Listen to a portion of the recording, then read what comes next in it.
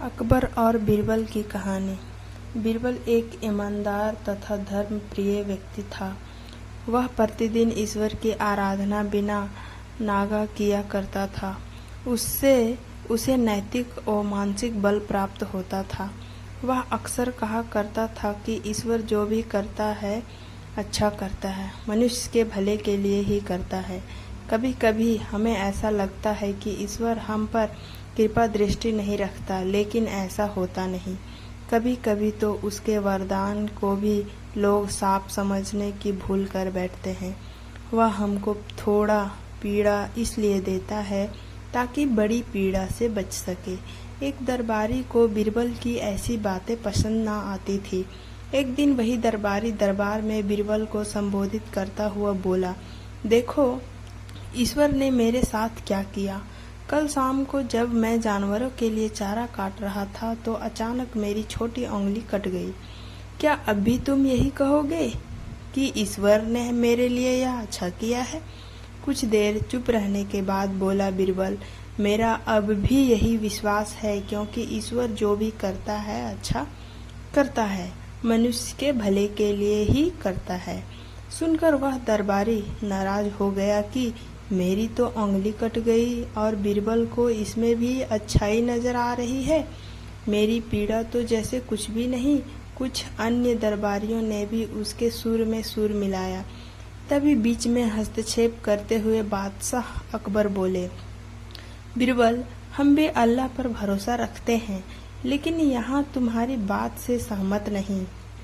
इस दरबारी के मामले में ऐसी कोई बात नहीं दिखाई देती जिसके लिए उसकी तारीफ की जाए। बीरबल मुस्कुराता हुआ बोला, ठीक है जहाँपनाह, समय ही बताएगा। अब 3 महीने बीत चुके थे।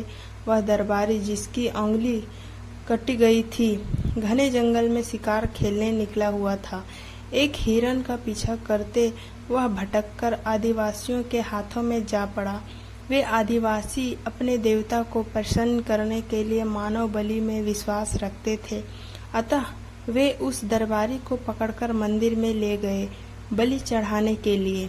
लेकिन जब पुजारी ने उसके शरीर का निरीक्षण किया तो हाथ की एक उंगली कम पाई। नहीं, इस आदमी की बलि नहीं दी जा सकती, मंदिर का पुजारी बोला।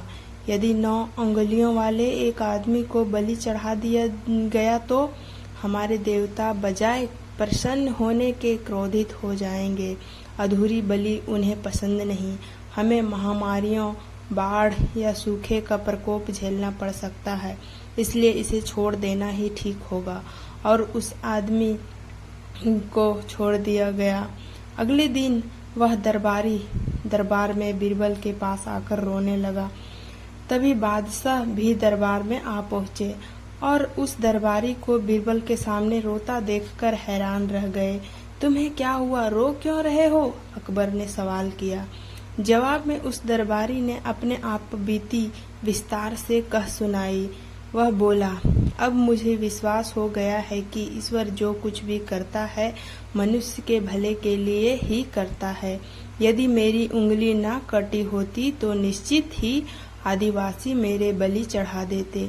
इसलिए मैं रो रहा हूँ, लेकिन ये आंसू खुशी के हैं। मैं खुश हूँ क्योंकि मैं जिंदा हूँ। बीरबल के इस ईश्वर पर विश्वास को संदेश की दृष्टि से देखना मेरी भूल थी। अकबर ने मंद मंद मुस्कुराते हुए दरबारियों की ओर देखा, जो सिर झुकाए चुपचाप खड़े थे।